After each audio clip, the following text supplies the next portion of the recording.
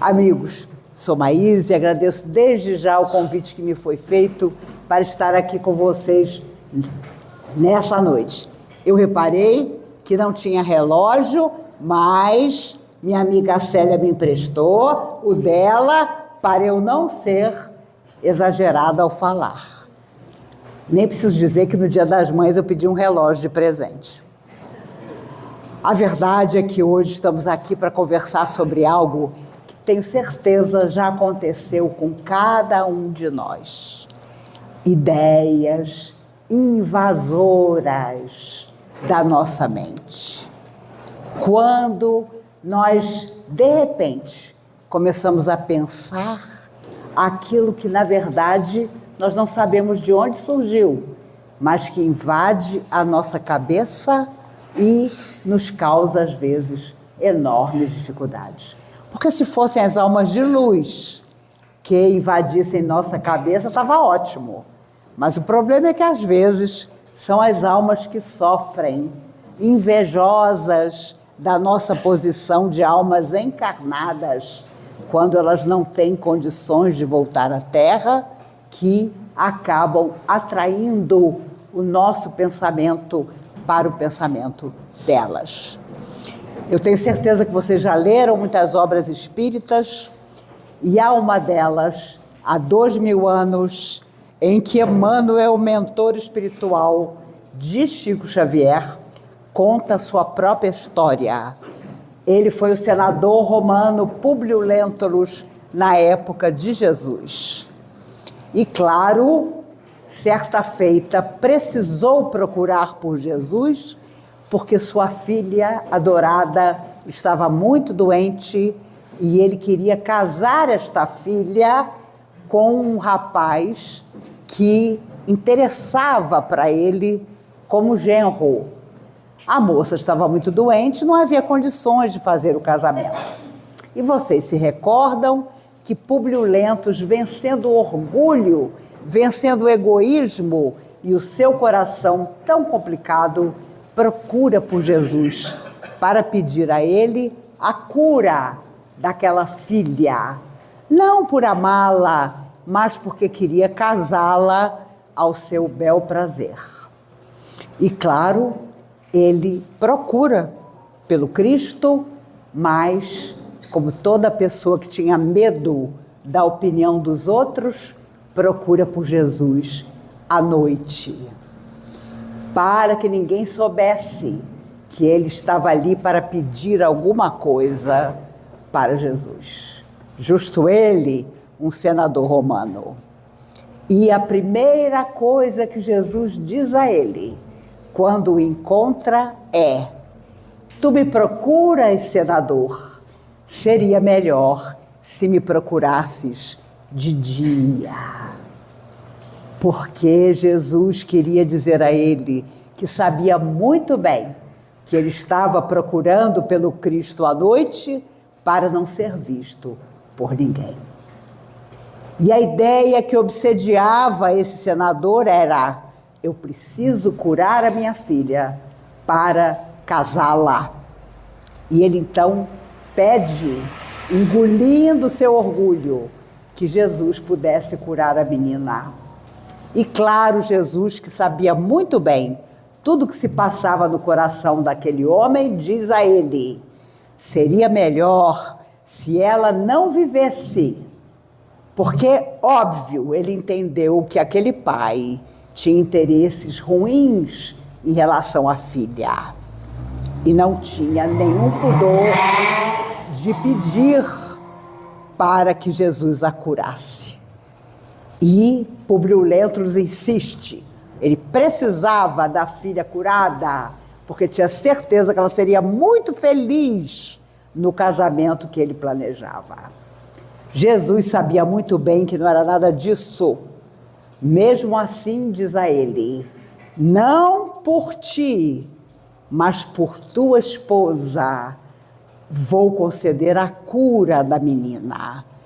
A esposa de Públio Lentulus era Lívia, uma alma nobre, que oportunamente morre no circo romano para testemunhar o seu amor à causa de Jesus.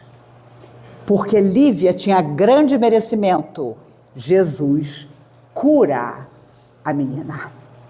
À distância, como hoje acontece tanto conosco, de fazermos tratamento à distância, muitas vezes até sem acreditar, mas acabamos obtendo a cura.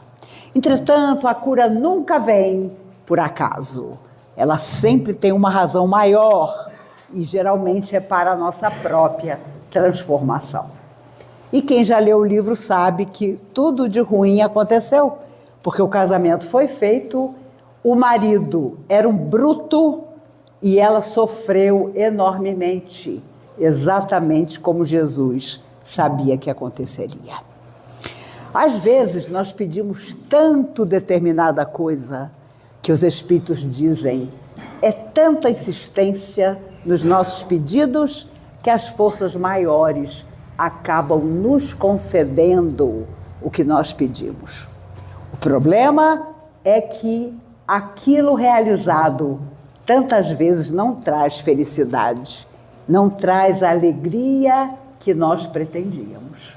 E aí não há o que reclamar, porque nós mesmos determinamos que queríamos tanto aquilo, mas não pensamos nas consequências.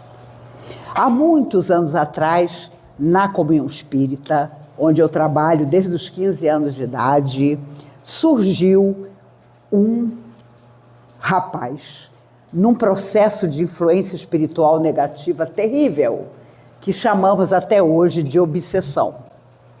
Esse rapaz estava à beira da loucura, porque ele escutava vozes na cabeça dele. Ele queria fazer uma coisa, fazia outra. Ele orava, mas não conseguia tirar do seu pensamento uma influência profunda de alguém, de alguma coisa que ele não conseguia enxergar.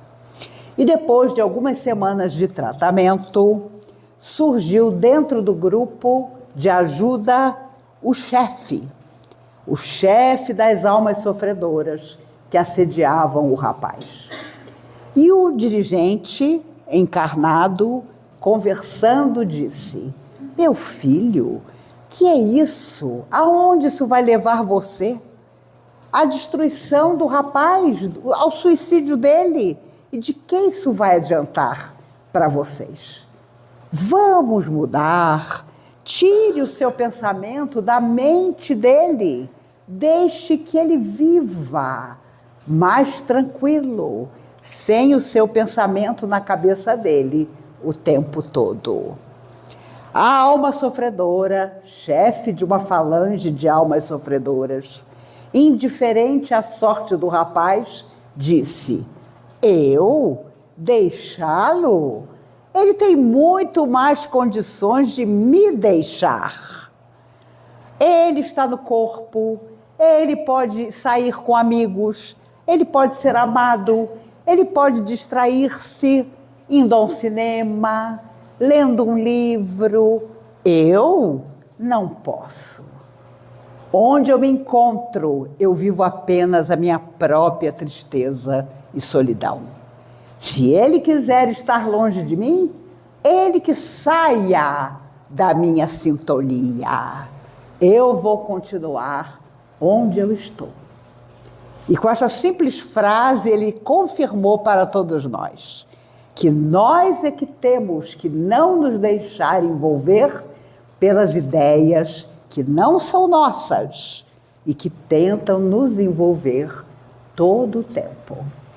Isso é tão certo que no Livro dos Espíritos, quando Kardec, o codificador da doutrina, pergunta aos espíritos sobre obsessão, sobre influência espiritual negativa, ele, surpreso pelas respostas dos espíritos, diz numa certa pergunta: então, as almas invisíveis que sofrem e não querem o nosso bem nos acompanham todo o tempo, esperando a chance de nos assediar?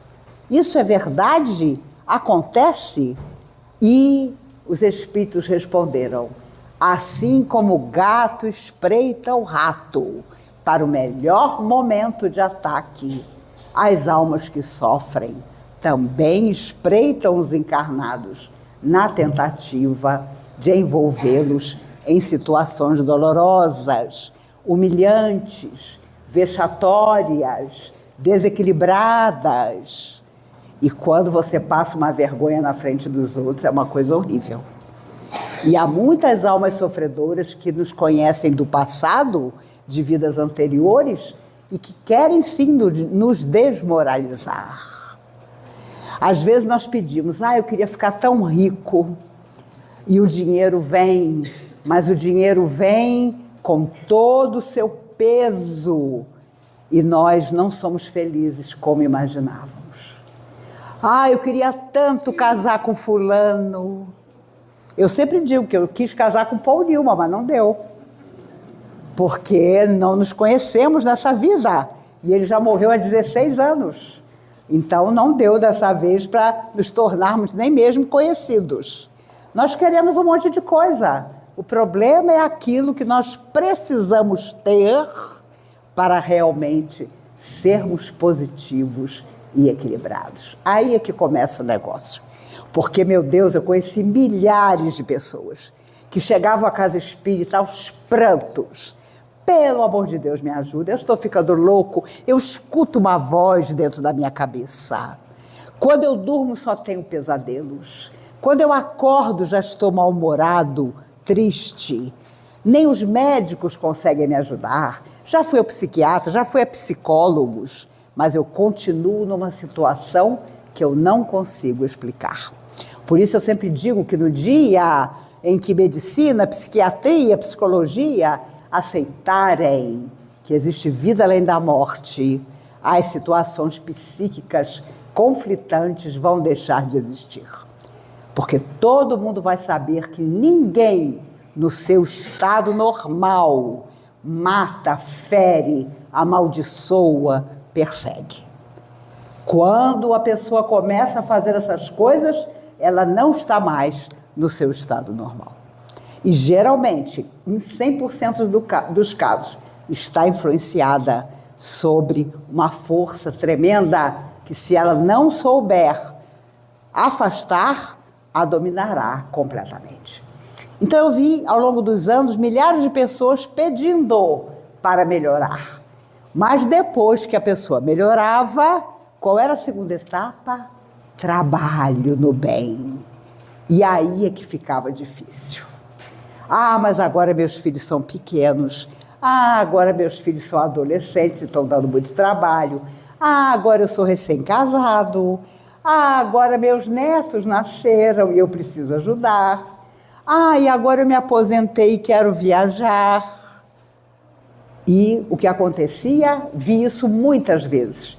A morte chegava antes, de tanto que a pessoa prometia mudar e não mudava.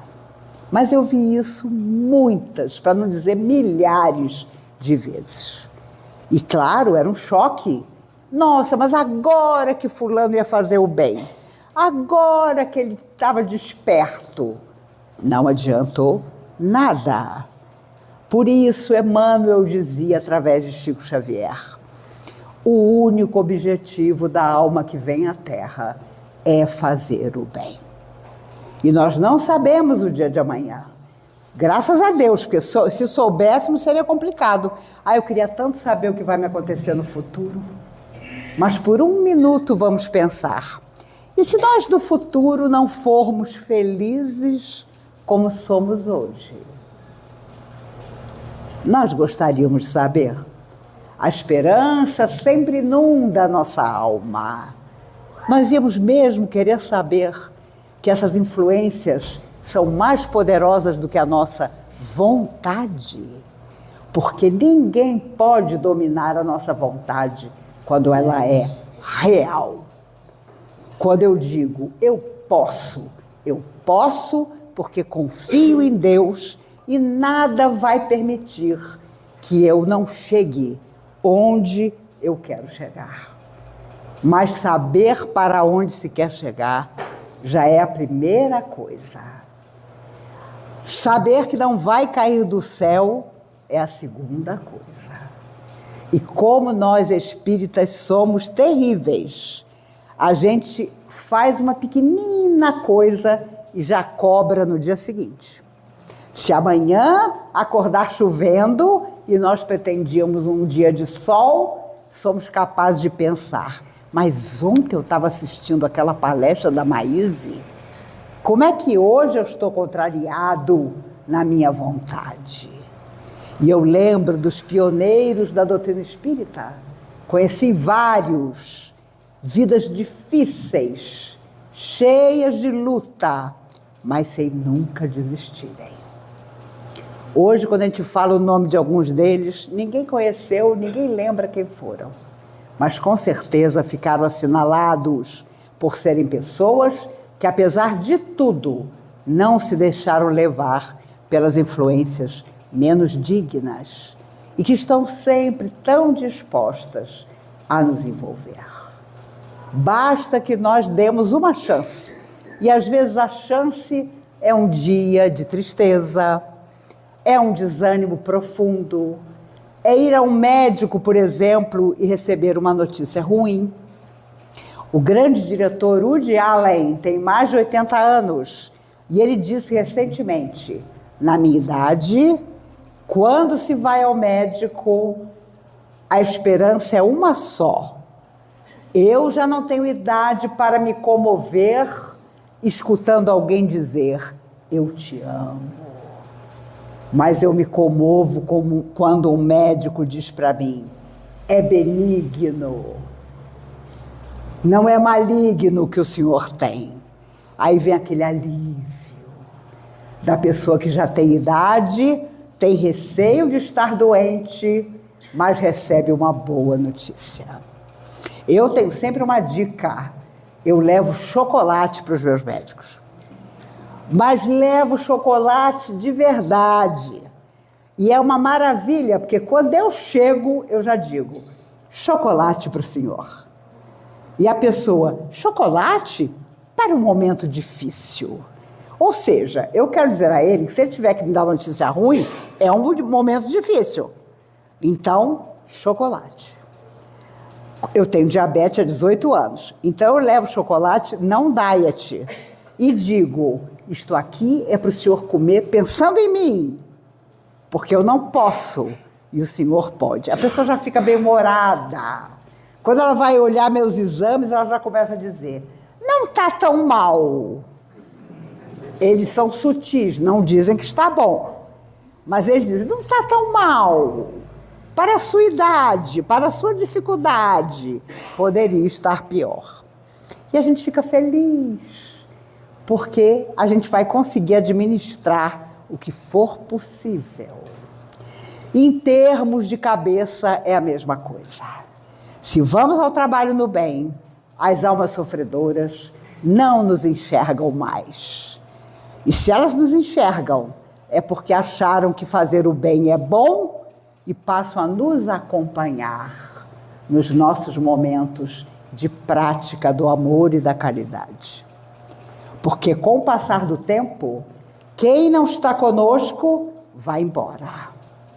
Não pensemos que desde que nascemos, os mesmos espíritos sofredores nos assediam. Não. Aqueles que permaneceram ao nosso lado não são mais sofredores. Tornaram-se nossos aliados, porque perceberam que nesta vida nós estamos transformados. E aqueles que tentaram insistir e não conseguiram, vão em busca de outros caminhos, desequilibrados, inúteis, mas não podem mais estar ao nosso lado, a partir do momento em que nós tomamos uma decisão verdadeira de modificação interior. E claro, Jesus mandou à Terra muitos mensageiros, pessoas que naturalmente ele sabia que lembrariam a todos nós as suas palavras extraordinárias. Fazei ao outro o que você gostaria que o outro te fizesse. Irmã Dulce, a santa da igreja, já muito doente, com meio pulmão, não podia mais fazer nada, E, de madrugada, as outras freiras escutavam barulho na escada. E quando iam ver o que era Irmã Dulce esfregando a escada com a vassoura e sabão. Pelo amor de Deus, Irmã Dulce, a senhora não pode fazer mais nada disso. Ah, pelo amor de Deus, digo eu. Eu tenho que trabalhar. Eu trabalhei a vida inteira. E ela trabalhava escondido, lavando a escada para que ninguém descobrisse o que ela fazia. Porque ela não queria e não podia deixar de fazer alguma coisa pelos outros, porque ela dizia que fazia para si mesma. Seu pai a adorava e planejou para ela um casamento de sonho com o filho do seu melhor amigo.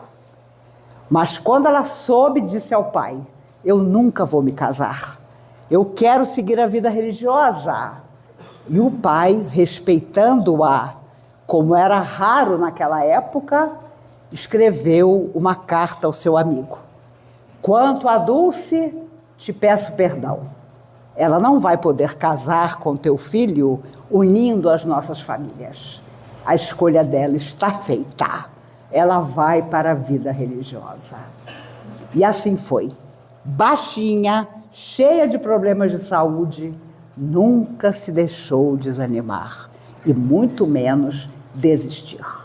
Por isso, sabiamente, a igreja a tornou santa, que é assim que os irmãos católicos consideram a pessoa que cumpriu integralmente o seu dever. Nós precisamos cumprir o nosso, que é principalmente de apoiar o nosso próprio coração, apoiar o coração de quem vai ao nosso lado e dizer: vamos seguindo um pouco mais, vamos um pouco mais à frente para descobrir o quanto nós ainda podemos ser úteis ao nosso semelhante. Quantas vezes frequentamos por muitos anos uma casa e não somos capazes de chegar para os dirigentes e dizer: como eu posso ajudar? O que eu posso fazer no meu trabalho ou no momento em que eu estou de folga no meu trabalho para ajudar essa casa que um dia me acolheu? Todos nós um dia chegamos à casa espírita cheios de ansiedade, de problemas, aparentemente sem solução.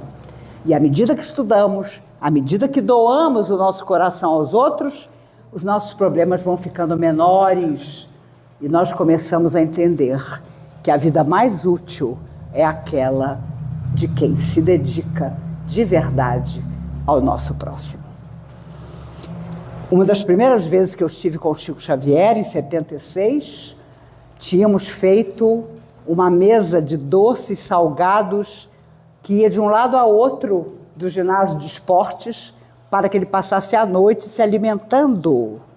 Eu tinha 18 anos. Nós, durante a noite, comemos e bebemos tudo, não sobrou nada, só água. E ele passou a noite inteira bebendo água.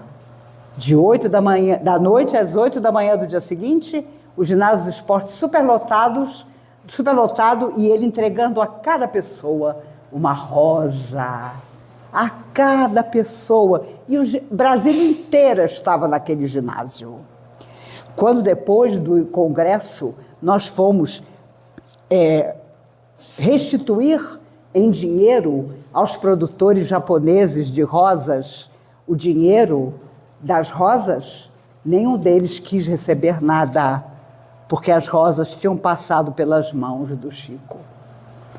Todas as milhares de rosas distribuídas naquela noite saíram de graça para a comunhão, para a SODEC, que eram os dois lugares que estavam patrocinando naquele dia o Congresso Mundial de Jornalistas e Escritores Espíritas.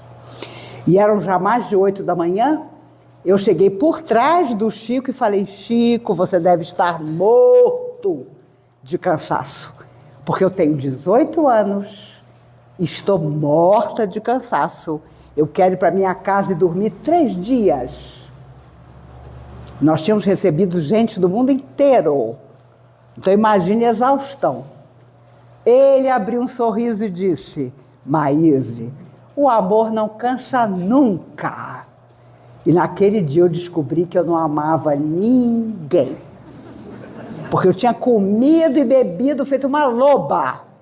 E queria ir para casa hibernar por vários dias.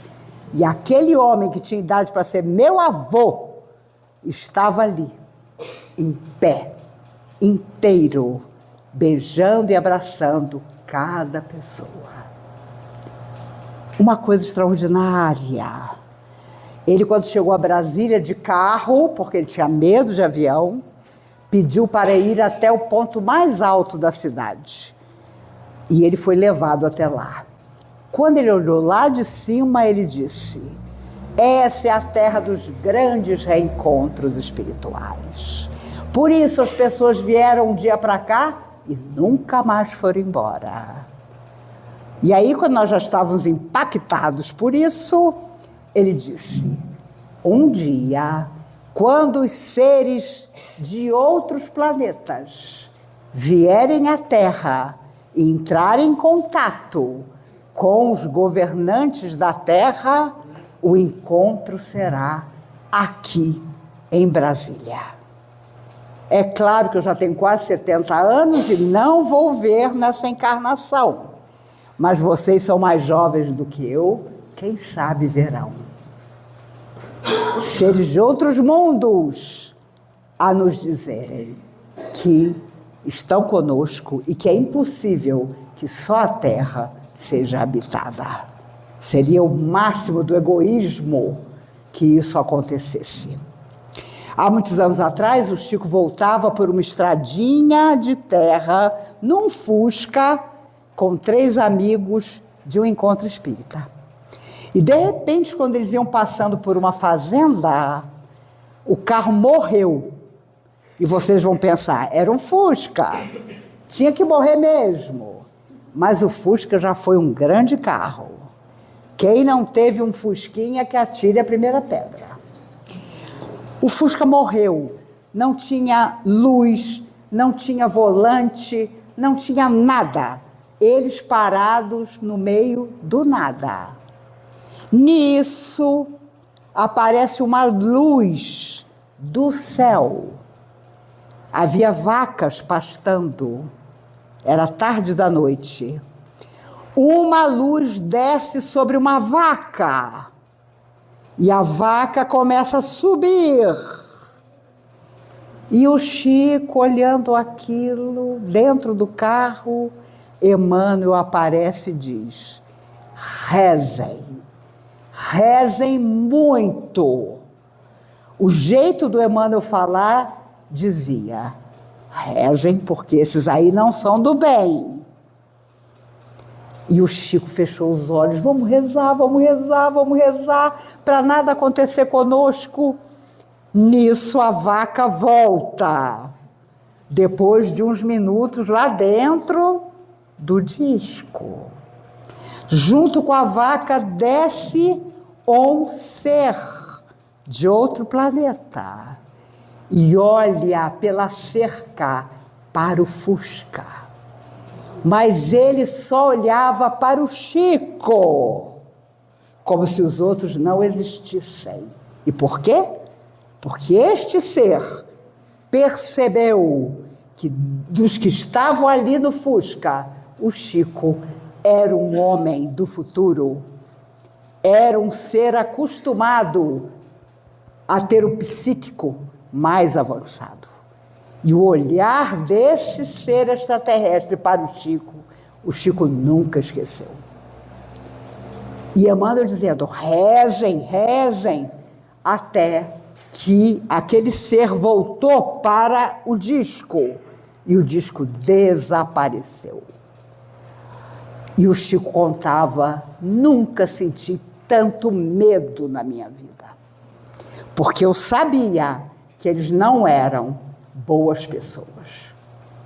E mais tarde, Emmanuel contou que entre os seres de outros mundos existem aqueles que são bons e os que não são.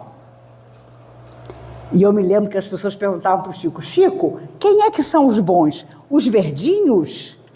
aqueles pequenininhos que aparecem nos filmes, este espírito, esse ser, não era verdinho, não era baixinho, tinha os olhos faiscantes e não era bom. E o Chico nunca se esqueceu desse episódio, porque a impressão que ele tinha é que se ele se concentrasse por um minuto, aquele ser dominaria o seu pensamento. E é isso, por incrível que pareça, que as almas que sofrem fazem conosco. Elas nos pesquisam, nos analisam, nos conhecem nas nossas fraquezas, nas nossas dificuldades, de outras vidas, e sabem como nos dominar. Em compensação, as almas amigas também sabem como nos atingir positivamente, sabem como lançar sobre nós bons pensamentos. Nossa, hoje eu acordei tão bem-humorado, por que será? Eu acordei satisfeito, a minha vida está tão difícil e eu acordei satisfeito. Por que será? Porque durante a noite, muitas vezes, retirados do corpo físico, durante as horas de sono, nós somos convocados pelos seres maiores para conversar. E aquilo que nos fez adormecer tristonhos, quando acordamos, estamos melhores. Nada se resolveu, mas alguma coisa nos diz que nós vamos superar todas as lutas. Isso que chamamos fé, que chamamos esperança, muitas vezes tem que ser colocado dentro de nós, nas nossas horas difíceis. Os nossos mentores, os nossos protetores, sabem disso e por isso nunca nos deixam. É importante demais que nós consigamos estar sempre esperançosos. E quando ficar muito difícil, vamos à prática da caridade.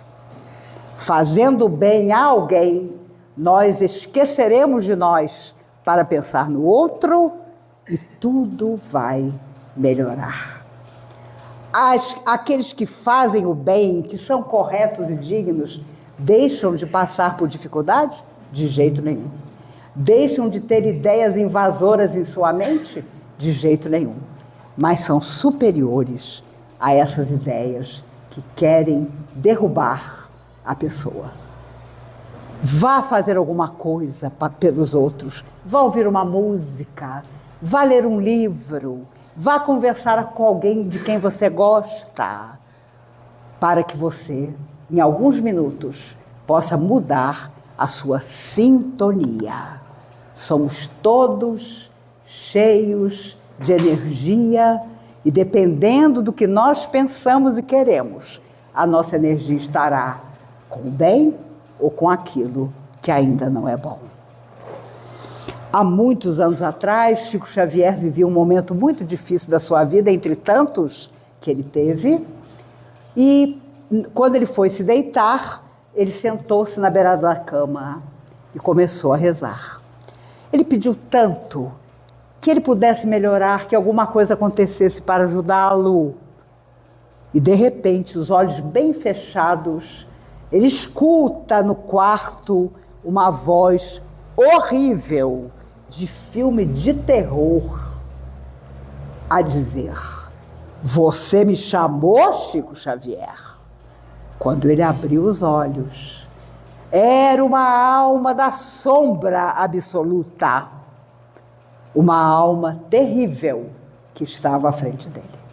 Imagine você rezando e aparece, ao invés de um espírito protetor, uma alma horrível. O Chico pensou: meu Deus do céu, o que eu faço? Você me chamou, Chico Xavier? E Emmanuel, invisível, disse no ouvido do Chico: não diga que você não chamou por ele. Olha o conselho. E o Chico, daquele jeitinho, falou: chamei, sim, senhor. Gente, se fosse eu me jogava pela janela. Este espírito não ia me ver nunca mais. Mas o Chico ficou firme e disse: chamei, sim, senhor.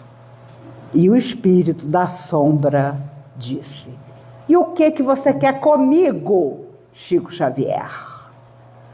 Eu queria que o senhor, pensando nas forças nas quais o senhor acredita, se juntasse comigo numa prece que eu estou fazendo, e eu vou pensar nas forças em que eu acredito, e nós dois juntos vamos poder pedir a Jesus alguma coisa.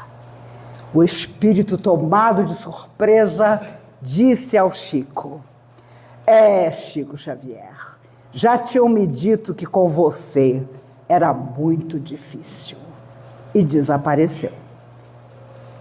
Foi uma tentativa, entre tantas, que a sombra fez com Chico e que, mais uma vez, não deu resultado. Porque o Chico propõe àquele espírito mudar o seu teor de energia e orar com ele. Extraordinário, aquele que tem o domínio do seu coração e consegue propor a uma alma da treva que ela se modifique. E é claro, o espírito não aceitou, mas desapareceu e nunca mais assediou o Chico. Chico tinha um tal respeito pela espiritualidade que um dia ele fez uma reforma do quarto dele e foi dormir no quarto do lado e deixou um bilhete na porta do quarto aos amigos espirituais: devido à reforma do meu quarto, estou dormindo no quarto do lado. Para que os espíritos amigos soubessem onde encontrá-lo durante a noite. Que coisa magnífica, quando você tem certeza absoluta de que as forças do bem te acompanham todo o tempo. Nós devíamos ter essa certeza. E por que é que a nossa fé não consegue? É porque a nossa fé ainda é menor que a de um grão de mostarda. Por isso Jesus disse: se tiveres a fé do tamanho de um grão de mostarda, direis a essa montanha, que são os nossos problemas: passa daqui para ali, e nada vos será impossível. Mas qualquer coisa que acontece, nós sempre achamos que aquilo que nos aconteceu tem mais poder do que a nossa fé. É só isso que nós temos que mudar. E as mentes invasoras não chegarão mais perto de nós. Só as mentes dos nossos amigos, que nunca nos deixam. É muito importante que, mais do que nos dizermos espíritas, nós vivamos doutrina espírita. No nosso dia a dia, em qualquer lugar, citando sempre aos outros o exemplo que um dia alguém nos deu e que nós vamos seguindo. E esse alguém não é mais ninguém do que Jesus.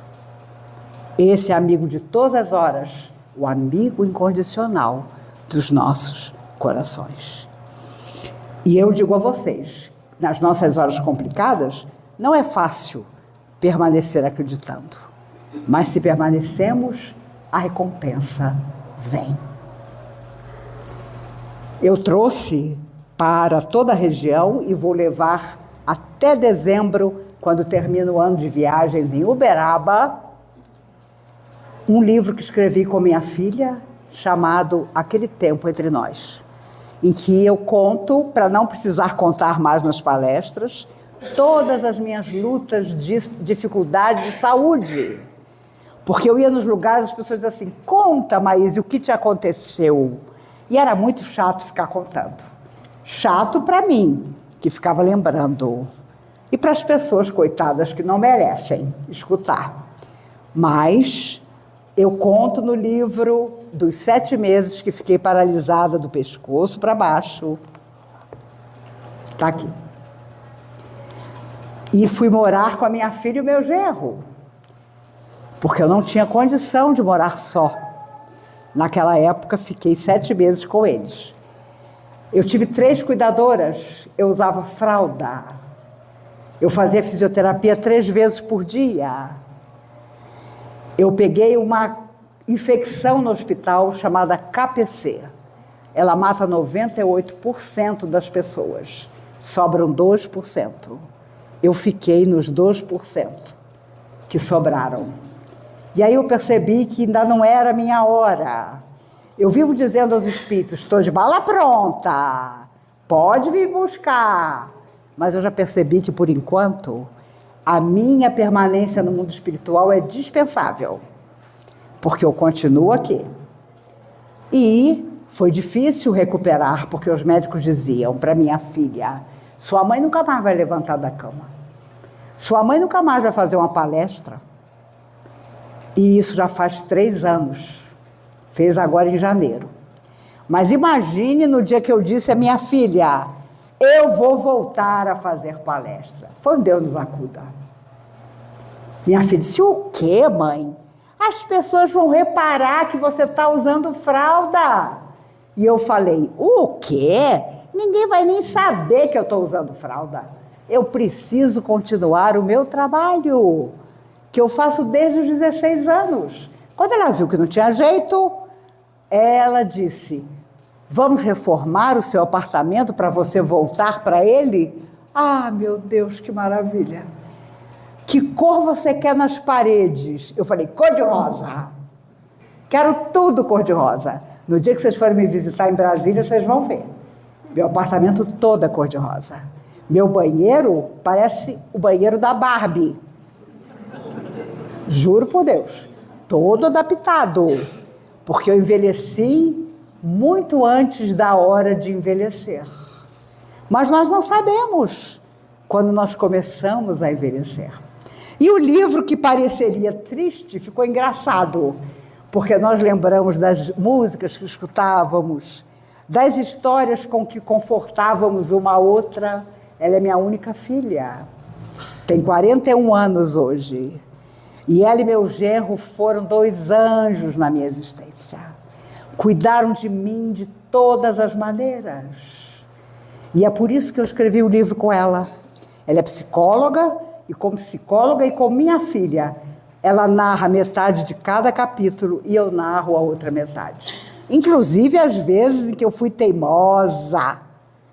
Mas o idoso tem que ser teimoso, porque senão o filho convence ele que ele não vai conseguir. E não há tristeza maior do que você dizer ao idoso, agora você não serve. Agora ninguém quer a sua opinião. E eu comecei a conhecer pessoas que a família quer que fique sentado no sofá, comendo pipoca e assistindo Netflix. E quando o idoso ameaça dar uma opinião, fica quieto, papai, você não sabe nada. Seu tempo já passou. E eu tive a felicidade de ter uma filha amiga e um genro amigo também, que nunca me disseram isso. Embora o medo que eles tinham da minha fragilidade, da minha falta de equilíbrio, o que eu levei de tombo até conseguir ficar em pé sozinha, não está no gibi. Mas nunca me desanimaram ou me convidaram a desistir. Outro dia o meu genro falou, sogra, você não acha que já é hora de você morar com a gente? Falei, o quê? Eu sou uma menina que ainda não fiz 70 anos. Eu viajo para tudo que é lugar e vou continuar viajando enquanto as minhas pernas me obedecerem. Mas nós fizemos no Instagram, no mês passado, uma pré-venda do livro. A primeira mensagem que eu nunca tive celular nem computador, então minha filha que organizou isso. A primeira mensagem que mandaram para minha filha foi, Mariana, a minha filha também chama Mariana, mas ela não fala comigo.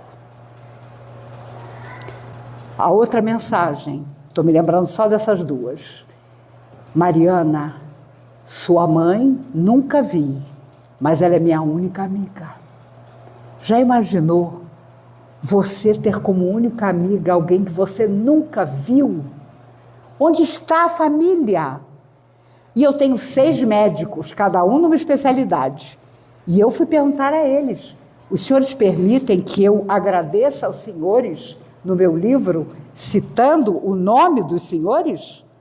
E o meu oftalmologista disse: faço questão que você fale o meu nome, porque você não tem ideia das pessoas que chegam no consultório, estão ficando cegas. E eu digo: vamos chamar alguém da sua família? E a pessoa diz: não tenho ninguém. Não é possível, o senhor tem que ter alguém. Não tenho ninguém que se importe comigo. Eu posso ficar cego, que meus filhos e netos não se importam. Meus amigos, que sociedade é essa? Que espíritas nós somos? Se no Natal nós evitamos aquela tia que conta a mesma história 20 vezes, mas se nós temos carinho por ela, vamos sentar do lado e ouvir pela 21ª vez a mesma história. Porque se tivermos sorte, vamos envelhecer no corpo e ficar tão recorrentes como essa tia que todos evitam. O que adianta dizer que somos espíritas?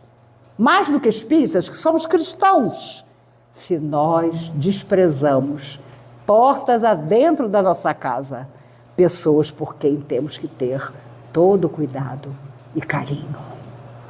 Por isso, meus amigos, aproveitemos enquanto estamos aqui, porque não adiantará voltar para a verdadeira vida, encontrar essas pessoas e dizer: desculpe, eu era muito ocupado, desculpe, eu não percebi que podia ser útil, desculpe, eu fiquei tão perturbadinho que não consegui lhe dar atenção.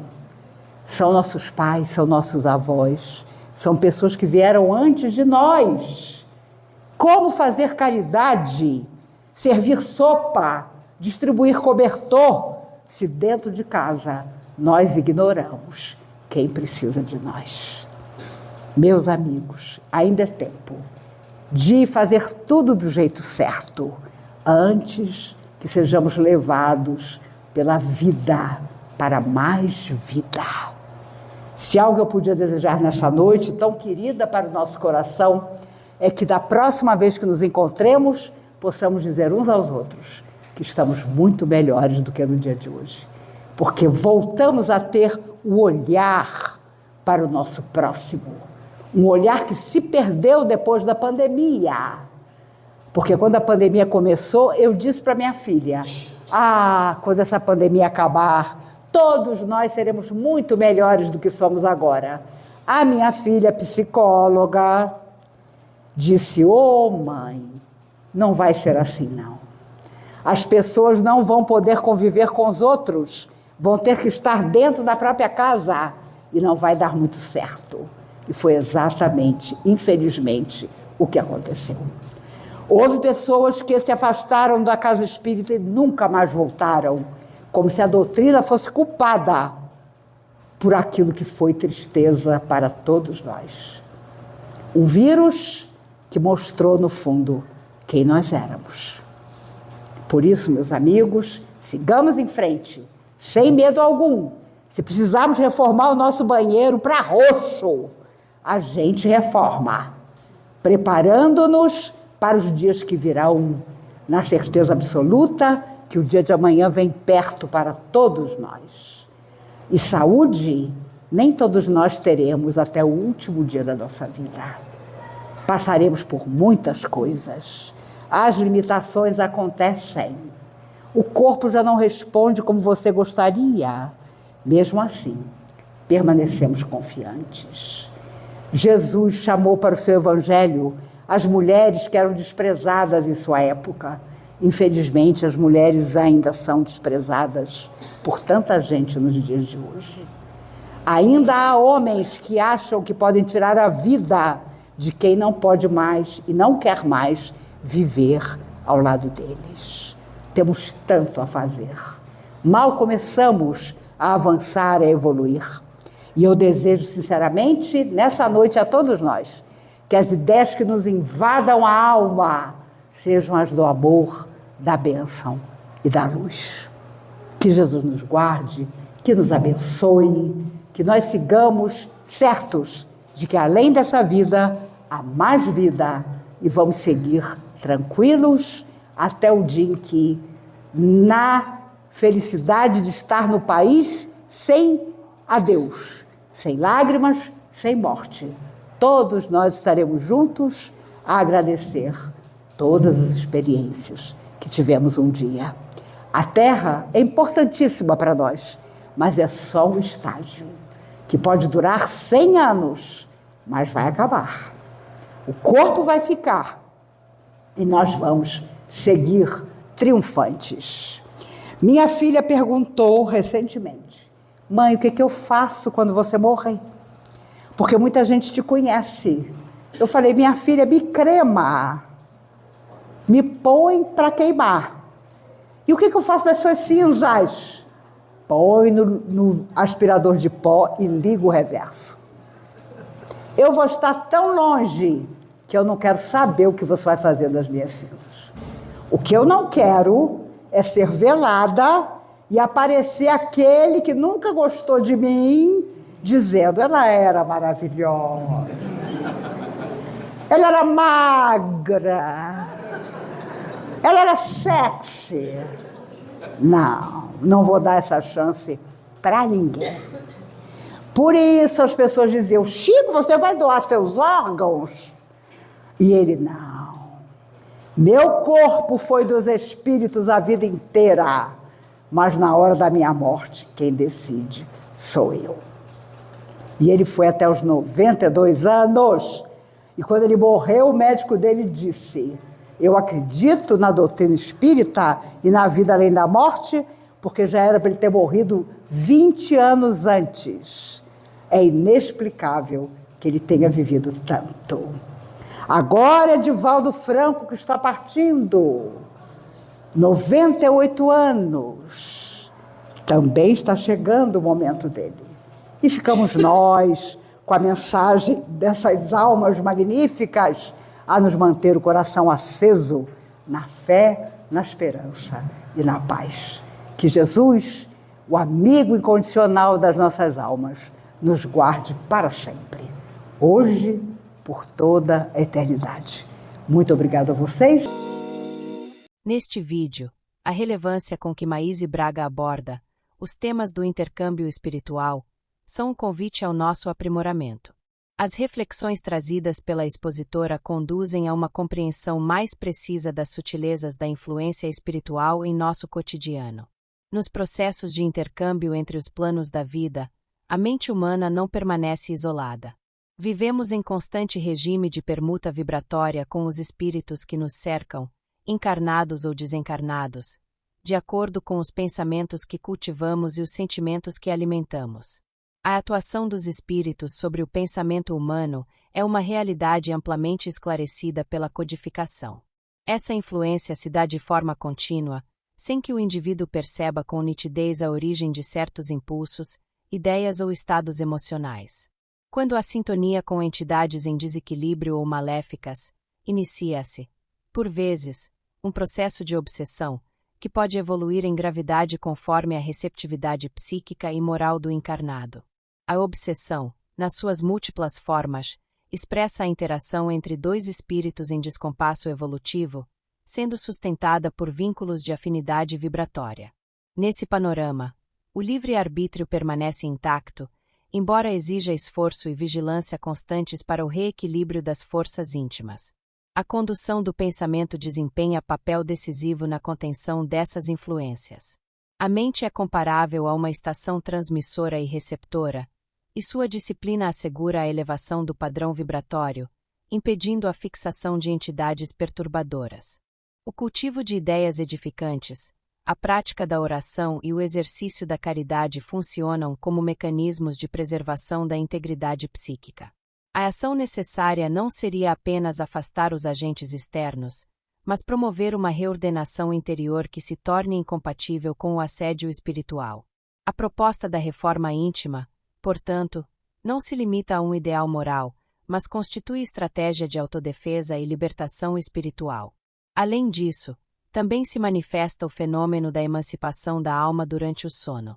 Nas horas de repouso físico, o espírito, parcialmente desligado dos vínculos materiais, retoma temporariamente sua liberdade e pode se dirigir para locais benéficos ou não.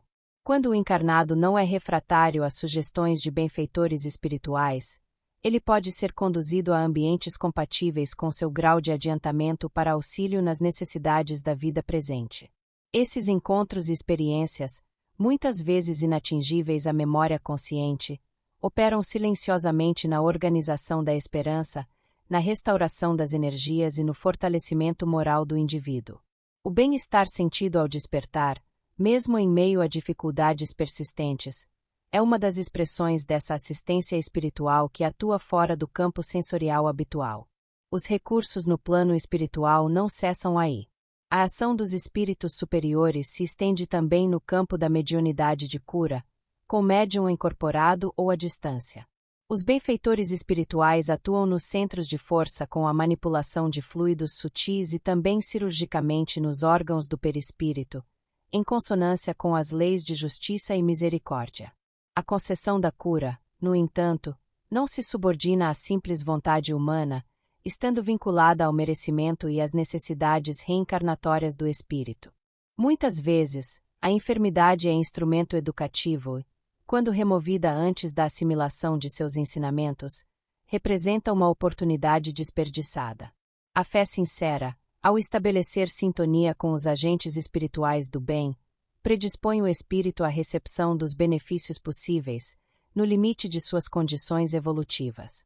Por tudo isso, a vigilância sobre os próprios pensamentos, a busca consciente pelo equilíbrio e o esforço contínuo na vivência do bem constituem os fundamentos da saúde espiritual. A influência dos espíritos será sempre proporcional àquilo que emitimos e consentimos intimamente. Mesmo em face da sombra que ainda ronda os caminhos humanos, a proposta da elevação é constante e acessível. O conhecimento doutrinário, aliado à disposição de transformação moral, torna-se instrumento seguro para a travessia das provas e o reencontro da paz. O aprendizado é diário e gradativo, e a cada passo de lucidez e boa vontade, novos horizontes se abrem à alma que deseja crescer.